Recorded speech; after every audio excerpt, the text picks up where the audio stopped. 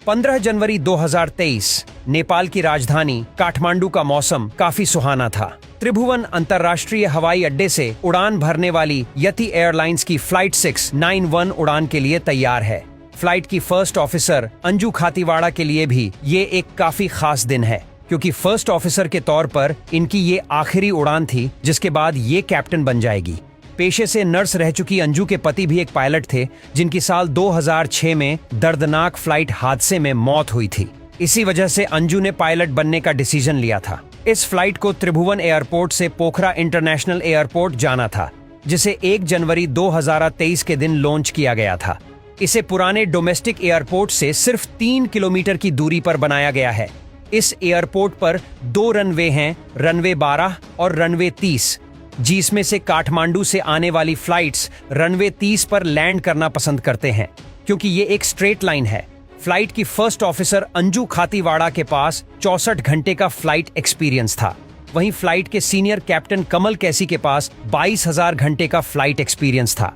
काठमांडू से पोखरा के बीच सिर्फ 150 किलोमीटर की दूरी है, जिसे कवर करने में फ्लाइट को सिर्फ 28 मिनट लगते हैं। आज की उड़ान के लिए 72500 विमान का इस्तेमाल किया जाना था। ये एक टर्बोप्रोप रीजनल एयरलाइनर है, जिसे खास तौर पर कम दूरी की उड़ान के लिए डिजाइन किया गया है।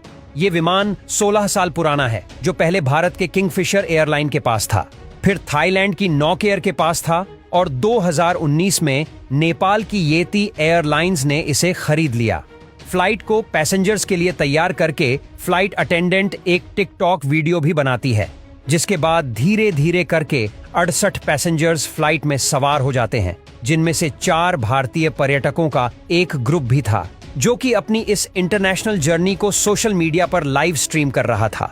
सुबह के करीब 10:25 पर यह फ्लाइट रनवे पर आ जाती है और 10:33 पर काठमांडू से उड़ान भरती है। ये उस दिन की तीसरी फ्लाइट थी, यानी कि सुबह के 10 बजे के अंदर ही यह फ्लाइट एक बार पोखरा से काठमांडू वापस गई और अब अपनी तीसरी उड़ान में या फिर से पोखरा जा रही थी, जहां फ्लाइट लैंड करते ही फर्स्ट ऑफिसर अंजू खातीवाड़ा को प्रमोशन मिलना था। आइए अब दोनों पायलट के बीच में बने सेंट्रल कंसोल पर एक नजर डालते हैं, जिसकी आज की घटना में काफी अहम भूमिका होगी। यहाँ बाएं और एक ब्रेक लिवर है, जिसके आगे पावर लिवर है, और दाई और फ्लैप लिव है, जिसके पास में 2 कंडीशन लिवर है, जिनका उपयोग प्लेन की दोनों विंग्स पर लगे प्रोपेलर की ब्लेड्स को टर्न करने का होता है।